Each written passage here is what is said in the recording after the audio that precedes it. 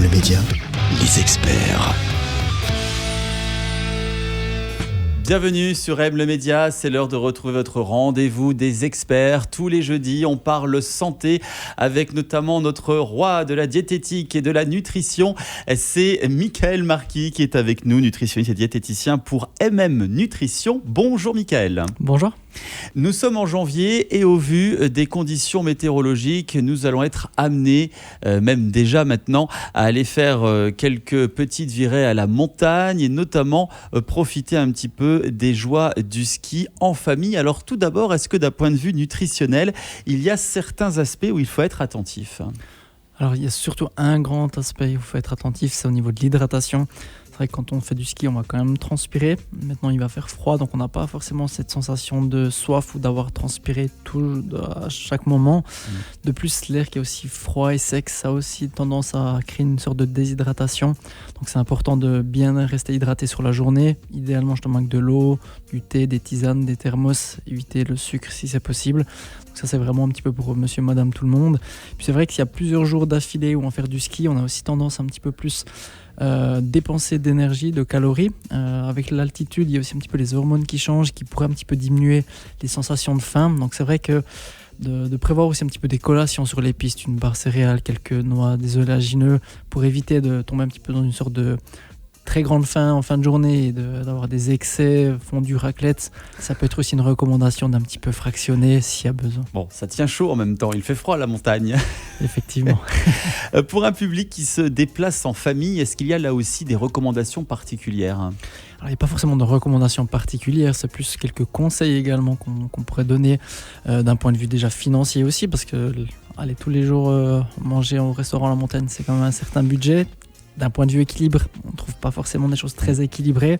Donc, il y a de plus en plus de stations qui proposent des locaux chauffés également, où on peut manger justement pique-nique, on peut réchauffer des tupperwares. Donc, c'est aussi un petit peu essayer d'anticiper, d'avoir soit des sandwichs, des tupperwares, des salades, des choses comme ça, pour d'une part maintenir aussi l'équilibre et pas avoir tout le temps le frites nuggets très traditionnel de la montagne, et puis de aussi économiser un petit peu d'argent.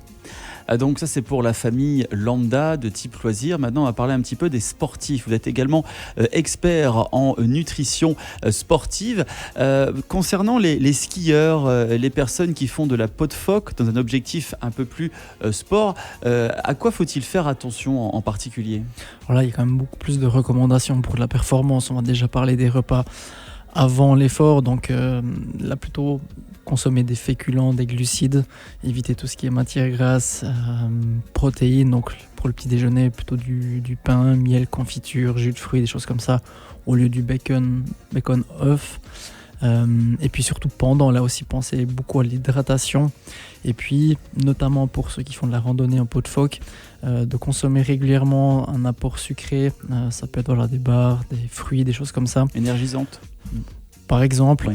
Ça c'est important, et pas d'arriver en haut du sommet, d'être un petit peu coincé, de ne plus pouvoir bouger, de ne plus avoir d'énergie. C'est essayer d'anticiper aussi un petit peu pour l'effort, d'avoir des collations, et puis pourquoi pas des boissons un petit peu plus sucrées pour l'effort dans ce cas-là. Après l'effort, le réconfort comme on dit, et justement après une journée de ski, est-ce que la bonne bière est recommandée ? Ça nous fait pas de mal finalement, ou vaut mieux l'éviter ? Alors d'un point de vue récupération, c'est vraiment un mythe que les bières font recommander. C'est pas parce qu'il y a quelques minéraux qu'on va mieux récupérer. C'est plus là le côté un peu plus social. Pourquoi pas une bière, mais toujours avec modération. Donc une bonne solution pour récupérer, mais c'est vrai qu'encore une fois, il y a toujours ce côté convivial à la montagne. On a besoin aussi un petit peu de ces moments de convivialité tout en gardant forcément la ligne et en s'alimentant de manière saine. Merci beaucoup Michael Marquis d'avoir été avec nous. Je rappelle que vous êtes nutritionniste et diététicien pour MM Nutrition. N'oubliez pas que vous pouvez retrouver tous ces épisodes des experts dans le monde de la santé sur notre site mlemedia.ch. On se retrouve la semaine prochaine pour d'autres conseils santé. À très bientôt. À tout bientôt. Merci. M le média, où tu veux, quand tu veux.